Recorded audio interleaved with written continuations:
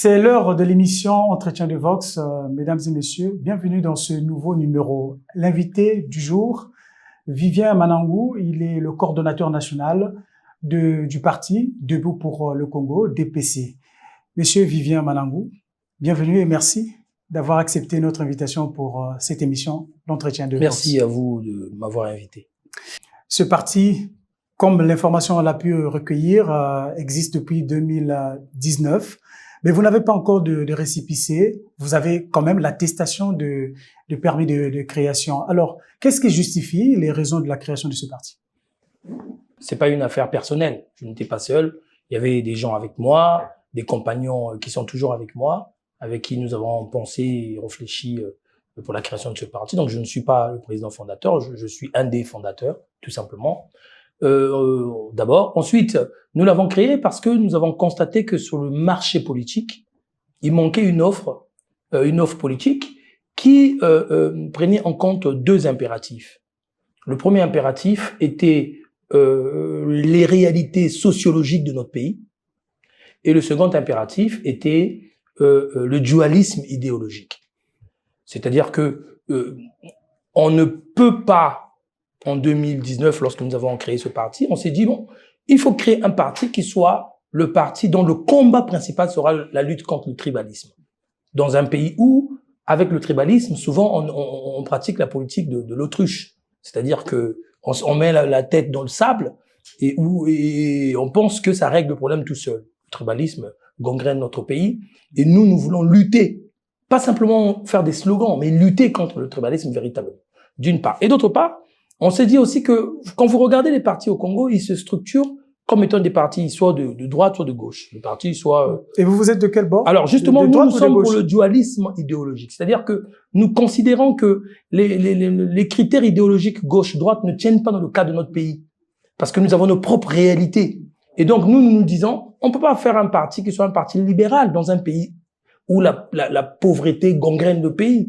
On peut pas faire un parti qui soit un parti totalement communiste dans un pays où il faut créer de la richesse, justement. Donc, si vous êtes ni de droite ou de gauche, donc vous êtes au centre? Non, pas du tout. Pas du tout? Pas du tout, parce que... Et finalement, vous êtes où? Non, nous sommes nous. C'est-à-dire avec notre spécificité. Pourquoi vous voulez nous classer?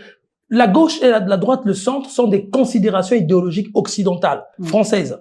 Il nous faut des considérations qui soient congolaises. Et nous sommes, comme je vous dis, pour le dualisme idéologique. C'est-à-dire que nous acceptons à la fois l'économie de marché, en même temps, du fait de la paupérisation des populations, nous acceptons des politiques sociales qui soient orientées vers le peuple. Et en clair, quelle est l'idéologie du parti? Mais c'est ce que je suis en train de vous dire. Si vous voulez, s'il y a une idéologie qui peut se rapprocher de nous, à titre d'exemple, ça pourrait être le Parti démocrate américain. Ou ça pourrait être En Marche en France, c'est-à-dire le fameux « en même temps ». Voilà. Nous, on veut en même temps mettre en place des politiques qui tiennent compte des réalités sociales du pays, d'accord? Et on veut en même temps prendre en compte les réalités idéologiques qui sont importées. Alors, Debout pour le Congo, ça nous fait penser Debout la France. C'est pour en fait un leader français, un homme politique français, Nicolas Dupont-Aignan, qui a été candidat à l'élection présidentielle de 2017 et 2022. Il a même soutenu Marine Le Pen en 2022.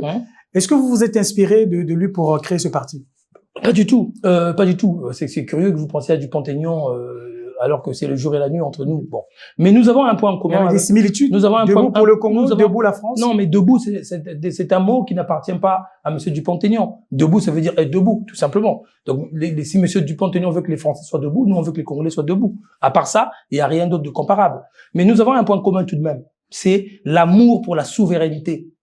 Debout pour le Congo, la souveraineté fait partie des 7 piliers de notre idéologie. La souveraineté, la défense de la souveraineté. La défense de la souveraineté passe par exemple par le fait que nous soyons opposés à la cession des terres congolaises sans le consentement du peuple. Parce que pour nous, c'est une partie de la souveraineté. On va y arriver, puisque ça fait partie aussi de l'actualité. Mais nous voulons d'abord comprendre finalement quel est votre modèle en politique. Alors, nous, c'est ce que nous disons, c'est-à-dire que les modèles, il faut bien comprendre, Monsieur Batola, que les modèles, on trouve des bons modèles de part et d'autre des échiquiers politiques. Vous avez des gens de droite qui ont été des grandes personnalités politiques. Vous avez des gens de gauche qui ont été des grandes personnalités politiques. Nous, ce que nous voulons pour notre pays, c'est le pragmatisme. un peu comme le vantait le philosophe américain William James. Le pragmatisme, c'est-à-dire que nous sommes pour les solutions qui fonctionnent. Nous ne sommes pas pour des solutions qui sont de gauche ou des solutions qui sont de droite. Nous sommes pour des solutions qui fonctionnent. Si on nous dit, Monsieur Manangou, on a une solution qui permet de régler le problème de l'eau pour les Congolais, ou le problème de l'extrême, nous allons pas nous demander, nous allons pas poser la question de savoir, est-ce que c'est de gauche, est-ce que c'est de droite, est-ce que c'est du centre? Nous allons dire oui. Si on peut régler le problème de l'eau des Congolais avec cette solution, nous l'adoptons. Donc vous, c'est le pragmatisme. Nous, c'est le pragmatisme. C'est pour ça que nous vous parlons du dualisme idéologique. C'est-à-dire que dans notre carcan idéologique, nous prenons des solutions qui sont de gauche ou de droite. D'accord. Alors, certains observateurs ou politologues diront que c'est un parti, votre parti, Debout pour le Congo, un parti de l'opposition de trop, pour rien. Certains peuvent le dire. Et pourquoi vous n'avez pas voulu militer avec des leaders des partis déjà existants de l'opposition? Alors, déjà, j'ai milité avec des leaders de l'opposition. Oui. J'ai été porte-parole de Guy Brice Parfait Kolela. J'ai été cofondateur de l'UDH-UKI. J'ai été cofondateur. J'ai contribué à rédiger les statuts de l'UDH-UKI. Même à définir le nom de ce parti. Donc, on peut pas dire qu'on n'a jamais cheminé avec des leaders. À cette occasion-là, on a cheminé avec des leaders de l'opposition. Le général Mokoko, le ministre Kombi Salissa, tous ces gens-là, Madame Moulari, on a eu à cheminer ensemble, notamment pendant la présidentielle de 2016. Mais vous ne venez pas vous inscrire dans un parti politique qui ne partage pas, dont vous ne partagez pas les orientations politiques essentielles. Si vous regardez aujourd'hui le paysage politique de l'opposition, disons que il y a trois oppositions. Il y a trois oppositions. Il y a une famille de l'opposition. Trois familles de l'opposition congolaise. Vous avez la première famille qui est celle d'une forme, je n'aime pas dire radicalité, mais d'une forme une forme de messianisme presque. Ils disent qu'il faut pas aller aux élections, il faut contester. Vous avez des gens comme le ministre Mirassa, comme le ministre Nzo Mathias. C'est une famille de l'opposition où les gens sont dans une forme de contestation systématique, mais ils veulent pas aller aux élections. Alors, ils ne nous disent pas toujours comment on fait pour changer les choses si on va pas aux élections. Quels autres moyens ils ont. Bon. Vous avez notre famille de l'opposition, qui est celle de monsieur, qui est celle de l'UDH-UKI, qui est celle de l'UPADES, de monsieur Satima Biala.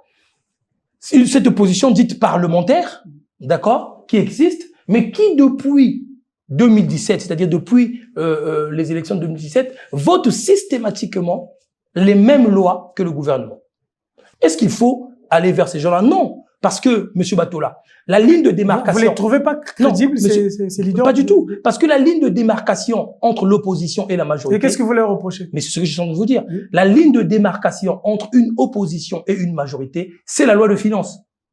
C'est la loi de finances. Parce que dans la loi de finances, vous avez le condensé de la politique que le gouvernement va mettre en place toute l'année. Si l'opposition vote cette loi, ça veut dire que l'opposition est d'accord avec le gouvernement. Et donc, il n'y a plus d'opposition. Et si ces députés-là, de l'UDH-UKI et de l'UPADES, depuis 7 ans, votent toutes les lois de finances, celles qui augmentent le carburant, celles qui augmentent l'énergie, contre le peuple, comment voulez-vous que nous cheminons avec ces gens-là? Moi, je ne les accuse pas. Mais vous savez que la difficulté aussi, c'est que quand on n'est pas majoritaire à l'Assemblée nationale, les lois passent. Mais c'est pas ça le problème. Même si elles ne sont pas... Mais c'est pas ça le problème. Elles ne font pas l'unanimité. Mais monsieur Batola, ce n'est pas ça le problème. Le problème, ce n'est pas que les lois passent. Le problème, c'est que vous affichiez vos principes. C'est que vous montrez au peuple que nous sommes contre. Même si ces lois-là passeront parce que le PCT est majoritaire. C'est un problème de principe. Quand vous le faites, ça veut dire que vous êtes co-auteur de ces lois. Vous ne faites plus partie de l'opposition. Enfin, vous avez une troisième famille de l'opposition qui commence à émerger, où vous avez des messieurs comme monsieur Mafoula, monsieur Gavé. Voilà. C'est une troisième famille de l'opposition qui arrive, avec des choses intéressantes. Quoique nous ne partagions pas, d'accord, toujours la vision. Ici, je parle du contenu, pas de la démarche, le contenu. Nous avons un contenu qui est clair, je viens de vous l'exposer, dualisme idéologique, pragmatisme. Je ne sais pas exactement ce que ces deux amis de l'opposition ont dans leur contenu. Et donc, on peut pas, si on ne sait pas ce que... Mais ça veut pas dire que demain, on peut pas se mettre ensemble, qu'on peut pas se rassembler. De toute façon, nous ne gagnerons pas sans un rassemblement. D'accord. Alors maintenant, dans votre parti, quelles sont les principales figures influentes qui vous accompagnent? C'est pas important. Pourquoi c'est pas important? Mais parce qu'on n'a pas besoin de principales figures importantes. Ce dont on a besoin, Mais ceux qui nous suivent voudraient bien savoir à qui, vous êtes avec qui? Ça dépend de ce que vous voulez savoir. Si vous voulez que je vous dise quels sont les cadres congolais qui travaillent avec moi dans mon parti, je vous répondrai. Mais si vous voulez me dire des personnalités influentes par rapport à qui? C'est somme toute relative, tout ça. Oui, c'est relatif, justement. J'ai des gens avec moi. Je peux vous citer, par exemple, le cas de notre secrétaire général, monsieur Badia Mbungu, qui est cadre chez Total, qui a été mon suppléant, qui a été notre tête de liste à Pointe-Noire aux élections locales, qui est un type très bruyant, bien connu, avec une vie associative remplie, un professionnel qui a un travail, qui ne vit pas de la politique et qui veut changer les choses. Je peux vous parler de notre trésorier, monsieur Mbimi Nzaou, qui est cadre chez Total, qui est responsable HSE, qui connaît très bien l'environnement, les questions environnementales, qui est un homme sérieux, austère, et qui a une grande vision pour le pays. Je peux vous égrener des noms comme ça. Monsieur Raoul Kanza, qui est un jeune avec des dents fourchues et qui ne demande que de l'action politique. On a comme ça beaucoup de gens qui sont prêts à se battre, des patriotes. Le plus important, monsieur Batola, c'est pas des vedettes de la télé ou des vedettes des réseaux sociaux. Le plus important, ce sont des cadres intègres, courageux et compétents et qui veulent sauver leur pays. Alors, depuis plusieurs mois, vous êtes dans un processus de structurer les instances dirigeantes de base de votre formation politique. Alors, comment financez-vous toutes ces actions alors que vous savez déjà que vous ne bénéficiez pas des subventions de l'État? Les actions de notre parti sont financées. Nous avons un groupe de donateurs de DPC. Nous avons un groupe WhatsApp de donateurs de DPC dans lequel vous trouvez des gens qui sont des parfaits inconnus, des comptables, des gens comme ça. Et chaque fois qu'on a une activité, on demande un devis de l'activité, nous soumettons le devis dans le groupe et chacun donne ce qu'il peut trouver. Donne 20 000, donne 50 000, donne 30 000. Et ça nous permet de financer nos activités. C'est un financement, disons, participatif. Voilà. Et on n'a pas le choix. Alors, mais on sait très bien que lorsqu'on n'a pas assez de moyens, on est limité. Mais ça dépend. Ça dépend du message que vous voulez porter. Si on n'a pas assez de moyens, qu'on est limité, il faut donc laisser les Congolais croupir dans la misère, qui restent sans courant, qui restent sans eau, puisque ceux qui ont de l'argent, c'est ceux qui sont au pouvoir. Et pourquoi être à l'opposition? Mais parce que justement, la question politique ne se résume pas aux moyens. Ça se résume à des convictions. Et nous avons des convictions. Et des Congolais nombreux ont des convictions. Qui travaille, il a un petit salaire, il veut bien mettre 10 000, 100 000, 20 000. Et d'ailleurs, si on arrive au pouvoir un jour, nous ferons en sorte que les gens qui donnent de l'argent pour les associations soient défiscalisés. C'est-à-dire qu'on puisse le retirer dans les impôts. Parce que c'est un engagement citoyen. Et nous avons comme ça beaucoup de gens qui s'engagent. Et je lance l'appel, je profite de cette émission pour dire aux Congolais qui veulent nous aider à continuer à faire nos activités, à ne pas hésiter à nous contacter pour nous donner ce qu'ils peuvent nous donner, ce qui nous permet de résister. Parce que nous sommes dans une forme de résistance et nous avançons dans la résistance grâce à ce financement participatif. Alors, s'il nous était donné justement d'évaluer un peu l'état de santé de l'opposition congolaise, que diriez-vous? C'est une opposition. L'opposition congolaise aujourd'hui, elle est, disons, elle est dans le coma. Disons, elle est dans le coma. Et c'est une opposition dans le coma.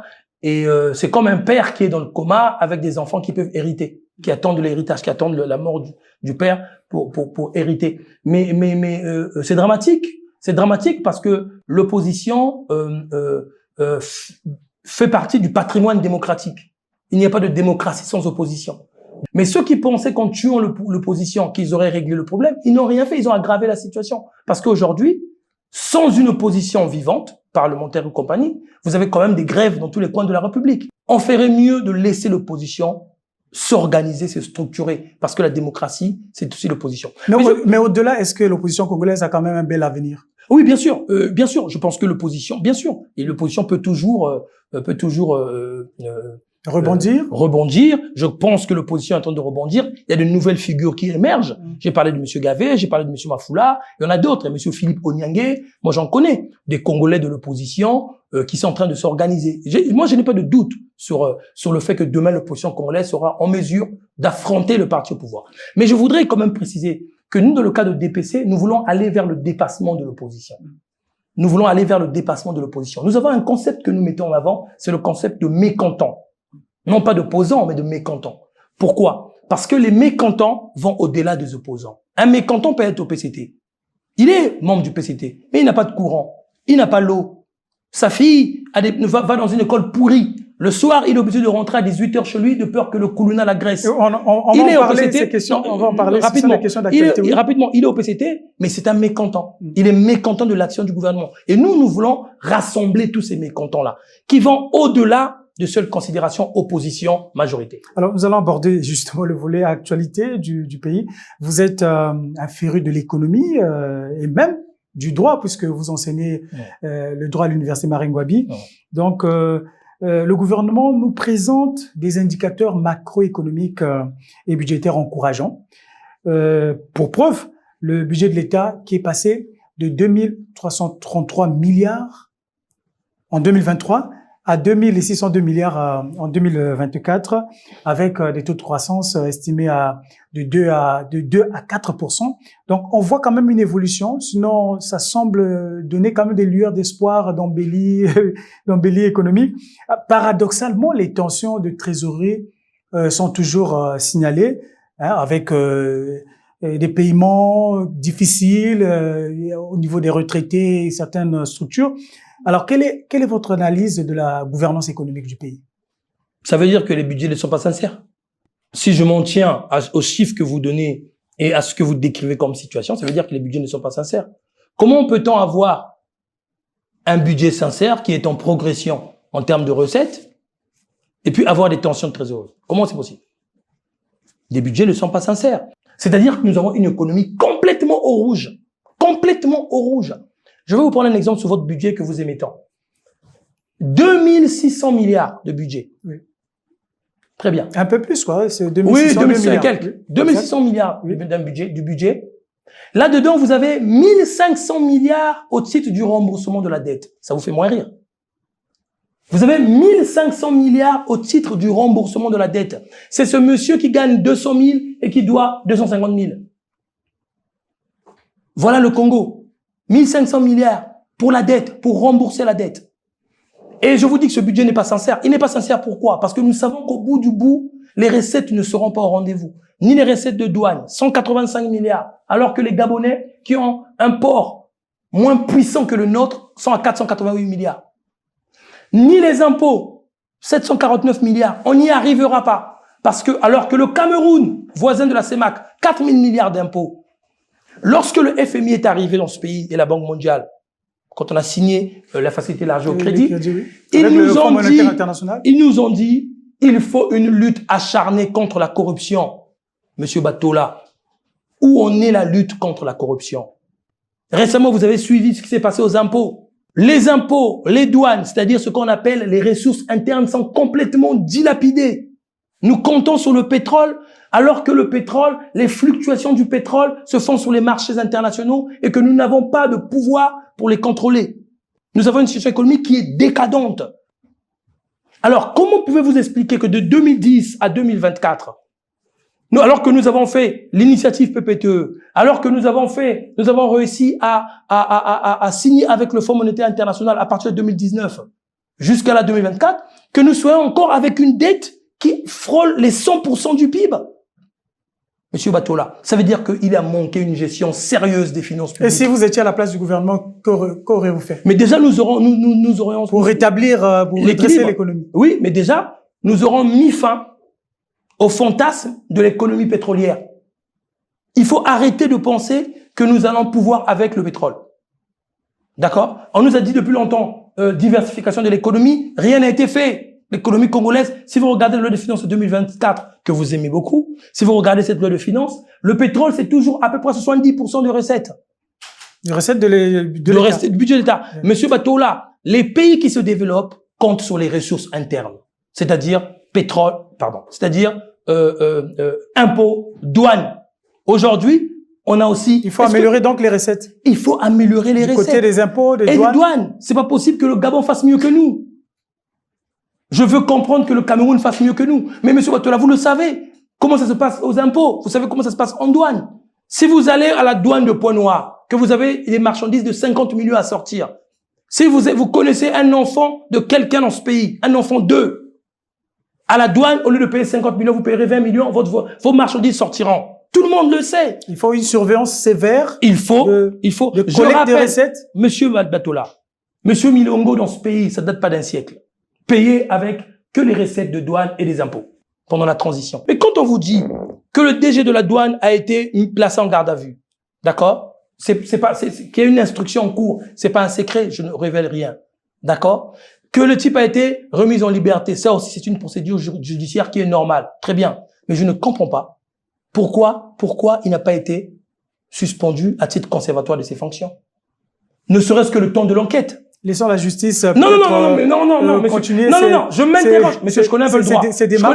Je connais un peu le droit, et j'ai le droit en tant que citoyen. Donc, qu'est-ce que j'ai le droit en tant que, monsieur, mais c'est ce que je vous dis. Mais je suis de vous dire là. En termes de redressement. Mais je vous dis là déjà. Oui. Quel signal vous envoyez aux agents d'impôts qui jouent au Congo Bet avec l'argent des Congolais? Si on peut suspecter un directeur, le placer en garde à vue, le relaxer, sans pourtant qu'il soit suspendu de ses fonctions. Vous envoyez quel signal? Nous créerons un statut, nous créerons un statut spécial pour les agents des régies financières. Pourquoi? Parce que ce sont ces gens-là qui vont faire rentrer l'argent dans les caisses. Il leur faut un statut qui soit le statut le plus protecteur possible, comme aux magistrats, comme aux professeurs d'université.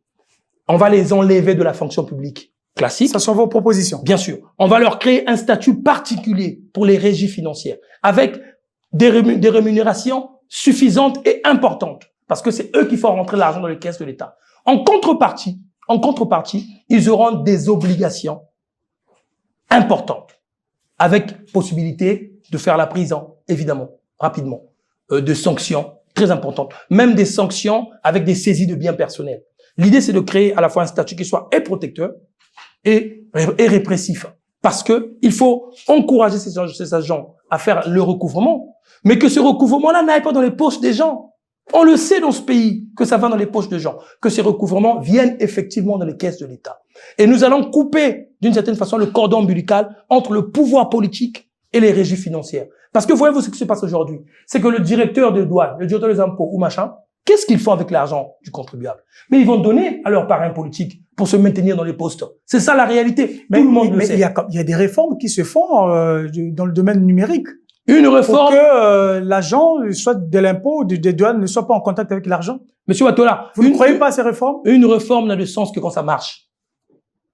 Une réforme n'a de sens que lorsqu'elle marche. Jusqu'aujourd'hui, nous sommes encore le bonnet d'âne sur le plan fiscal, sur le plan de recouvrement des recettes fiscales. Ça veut dire que ces réformes-là ne produisent pas les effets escomptés. Savez-vous que la Côte d'Ivoire, le budget du Congo, c'est seulement les recettes douanières de la Côte d'Ivoire en 2024. Tout notre budget est 2600 milliards. Les recettes douanières en Côte d'Ivoire, c'est 2400 milliards. Alors oui, la Côte d'Ivoire est un pays d'exportation, d'importation important. Oui, bien sûr, il nous dépasse. Mais si un pays africain pas très loin peut faire 2400 milliards de douane, on peut rêver en faire 500 milliards. 500 milliards. Nous sommes très loin de ça. Nous sommes très loin de ça. Je vous prends, regardez, savez-vous combien rapportent les mines? Les mines. L'extraction minière dans notre pays, c'est important. 240 millions. Qui peut croire à ça? Où va l'argent des mines? 240 millions, monsieur Watola. Le bois, la redevance forestière du bois, 10 milliards. Il nous faut des réformes, des vraies réformes structurelles pour protéger nos ressources internes. Et puis, il faut arrêter avec des dépenses inutiles. Je continue de penser que le Sénat est une dépense inutile. Nous supprimerons le Sénat. Parce que l'argent du Sénat servira à beaucoup de choses, notamment au financement des énergies renouvelables. Nous supprimerons le Sénat. Vous pensez que le Sénat ne sert à rien? Non, monsieur Batola. Je suis professeur de droit constitutionnel. Je suis enseignant de droit constitutionnel, donc je sais un peu. Le Sénat. Et pourquoi? Mais parce que le Sénat, en réalité, n'existe que dans les États fédéraux, où le Sénat représente la deuxième chambre du Parlement, la chambre des États. C'est pour ça que, par exemple, aux États-Unis, vous avez le Sénat. Vous comprenez? La France, qui a créé le Sénat, c'est parce que la France a une vraie décentralisation et le Sénat représente les collectivités locales. Est-ce que vous avez l'impression que le Sénat au Congo représente les collectivités locales? Non. Nous le savons. C'est vous que le dites? Non, c'est la vérité. Mais monsieur Batola, posez la question aux élus locaux. Le Sénat, mais dans ces notre élus pays... locaux comptent sur le Sénat pour non, que la situation s'améliore. Mais non. Les questions de décentralisation. Mais visiblement, non. Le Sénat, on parle tout le temps. Pas du tout. Le gouvernement pas du tout. Visiblement, non. œuvre. Le Sénat a des mécanismes pour contraindre le gouvernement, mais le Sénat ne le met pas en place. Vous comprenez? Le Sénat, pour moi, est budgétivore. Lionel Jospin disait que le Sénat est une anomalie démocratique. Lionel Jospin, pour le cas. Alors que rappelez-vous le Sénat. Mais bien sûr, mais ça veut pas dire que ça a toujours existé. Rappelez-vous que le général de Gaulle voulait supprimer le Sénat. Général de Gaulle lui-même voulait supprimer le Sénat. C'est budgétivore. Alors, j'ai commencé par le Sénat, mais vous avez d'autres dépenses inutiles. La CCG, c'est inutile, le Conseil consultatif de la jeunesse. C'est inutile. Ah bon? Bien sûr. C'est inutile, une dépense inutile. Mais en quoi c'est inutile? Mais parce que je ne vois pas. Il faut bien qu'une institution où les jeunes vont Alors, parce que vous pensez... aller poser leur doléance à une institution bien précise. Monsieur Batola, parce que vous pensez que avant la CCJ, la jeunesse congolaise n'était pas représentée. Qu'est-ce qu'ils apportent à la jeunesse? Rien du tout. En plus, c'est un conseil consultatif qui a pour rôle d'émettre des avis au président de la République. Le président de la République a un conseiller à la jeunesse. Vous voyez? Il fait exactement la même chose. Donc le conseil suffit? Le conseiller à la jeunesse du président suffit. Et le ministre de la jeunesse suffit. Suffit. Mais on peut aller plus loin comme ça, avec toutes ces institutions budgétaires. Il nous faut... Alors qu'est-ce qu'on peut encore assainir? Il faut la bonne dépense. Oui. Il faut la bonne dépense. Il faut dépenser utilement. Vous voyez ce que je veux dire? Au moment où je vous parle, je suis enseignant à l'université, j'ai pas de salaire. Les pensions de retraite n'ont pas été versées. Donc vous voulez dire il faut réduire le train de vie de l'État. Il faut réduire le train de vie de l'État. Il faut pas que ça soit un slogan. Il faut que ça soit effet. Et puis nous avons une fonction publique qui est pléthorique. Le ministre Kolela à l'époque, le ministre Ayessa aujourd'hui, ont fait un travail de recensement au sein de la fonction publique. On sait qu'il y a beaucoup d'emplois fictifs. On sait qu'il y a beaucoup de faux diplômes. Il faut assainir la fonction publique. Et aujourd'hui, elle nous coûte cher. Quel Congolais est content de la fonction publique au Congo? Pourquoi ça coûte tant cher? Faisons la chasse aux fictifs, aux emplois fictifs. Ça va nous réduire le coût de notre fonction publique. Ça sera beaucoup plus facile de payer les gens. Il y a des choses à faire. Il faut de la volonté politique. Nous allons parler des pénuries d'eau et d'électricité qui persistent sur le territoire national. Alors, quel est votre commentaire et qu'est-ce que vous proposez? En 2024, il n'y a pas l'eau, mon ami. Moi, je suis né, j'ai grandi dans ce pays. Je n'avais jamais connu les pénuries d'eau. Mais au bout d'un moment, il faut bien qu'il y ait des responsables.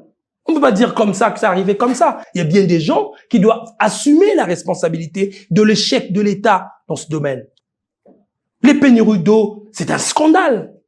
Et ça touche tout le pays du nord au sud. Mais comment un pays aussi arrosé que le nôtre peut se retrouver dans cette situation? Les infrastructures que nous avions n'ont jamais été remises, n'ont jamais été adaptées à la population qui est la nôtre aujourd'hui. Nous avions de l'eau à l'époque. Aujourd'hui, la population congolaise est beaucoup plus importante que ce qu'elle était. On a des nouveaux quartiers, on a des nouvelles villes. Donc, les installations n'ont pas suivi le développement urbain. C'est l'incompétence, ça. Les gens sont censés prévoir ces choses-là. Et puis, le manque de patriotisme. Quand vous parlez des châteaux d'eau à l'époque, c'était des espèces de forages géants. Revenons à des systèmes comme ça. Ça va désenclaver les quartiers. Ça va régler les problèmes. Il faut arrêter aussi cette affaire de distribution nationale d'eau.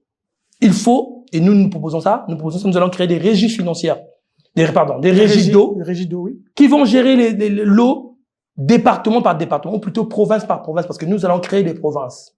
Nous allons créer des provinces. Et ces provinces auront pour compétence notamment la gestion et la distribution de l'eau dans ces provinces-là. Nous allons créer des régies.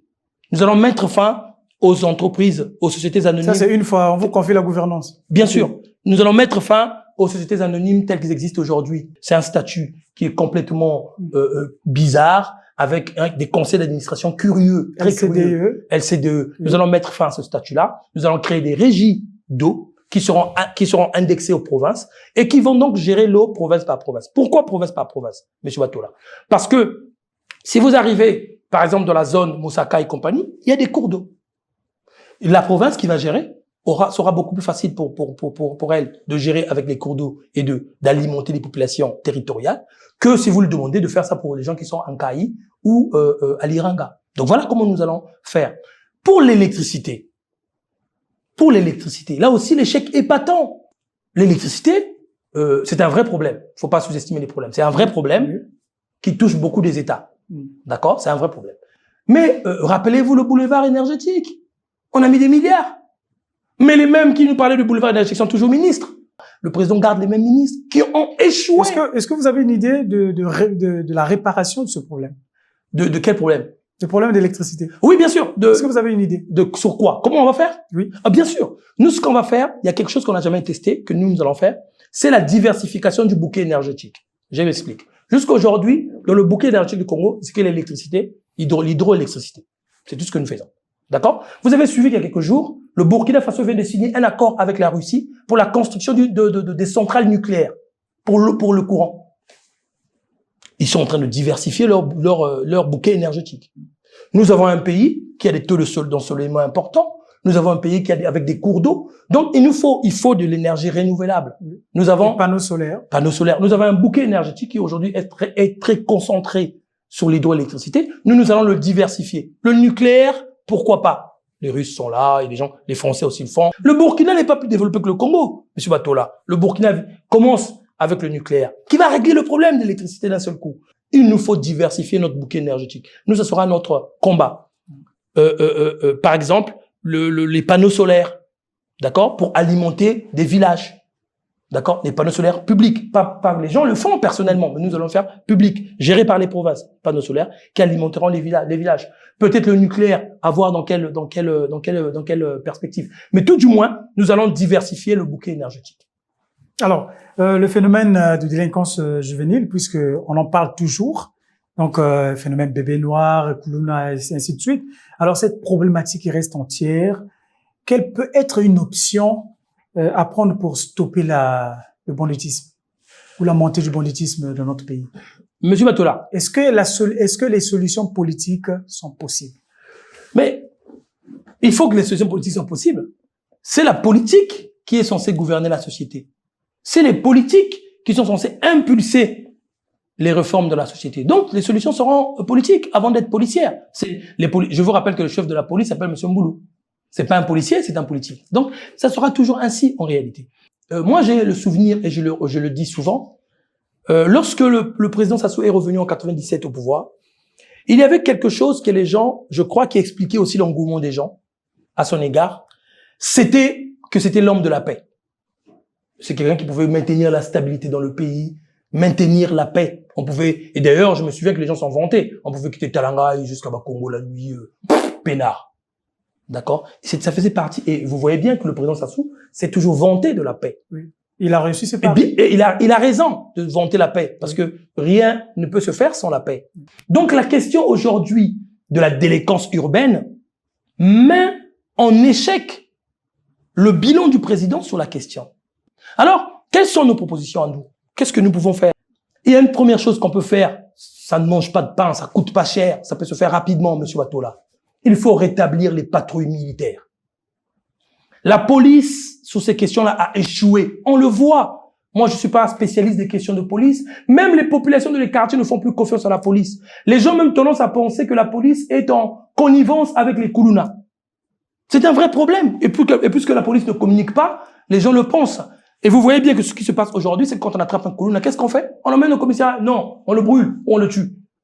Il y a une rupture de confiance. Ah non, oui. faut surtout pas. Non, faut surtout pas. C'est une déshumanisation. On devient des barbares. Ah non, il faut pas. Non, il faut pas. Mais il faut le constater. Il faut pas fermer les yeux, il faut pas faire la politique de l'autruche, là aussi. Il faut le constater. Donc c'est un problème. Il faut rétablir les patrouilles militaires. Mettez les militaires le soir, vous verrez, les Koulouna vont disparaître. Il faut arrêter avec les policiers qui friment. Mettez-nous les militaires, patrouilles militaires, pendant une période d'1 an, et puis nous ferons le point. Deuxième chose, et là, il faut interpeller, caresser. Il faut un moratoire sur les coupures dans les zones les plus dangereuses.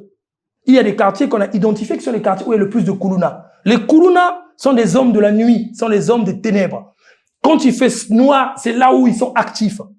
Si on a identifié qu'un filou, je sais pas, je dis comme ça, hein, oui, ou un Gamakoso, que là-bas, à des heures, à certaines heures, c'est là où les Koulouna opèrent le plus, il faut un moratoire pour dire à nos amis du courant, là-bas, la nuit, ne coupez pas le courant. Ne coupez pas, laissez le courant dans ces zones-là où les Koulouna agissent le plus. Je vous dis, patrouille des militaires, permanence de la lumière la nuit dans ces quartiers-là. Dans 1 an, nous oublierons les Koulouna. Proposition déjà entendue. Alors, avant de terminer, nous allons parler de la compagnie aérienne Eker, qui a repris justement ses activités avec le vol inaugural qui est intervenu le 16 mai dernier. Quelle est votre réaction? C'est une bonne chose. Le problème, c'est, est-ce que l'on va changer le modèle économique qui a conduit à l'échec, allant-on changer les dirigeants? Donc la reprise, c'est bien, mais la rigueur, c'est mieux. Avant de boucler cet entretien, une préoccupation particulière de votre part? Oui, je voudrais, parce que je suis enseignant, je voudrais lancer un appel au gouvernement pour que le gouvernement apporte une attention particulière auprès de la jeunesse. Je rencontre chaque semaine des milliers de jeunes étudiants. Et je peux vous dire qu'ils sont dans une souffrance incroyable.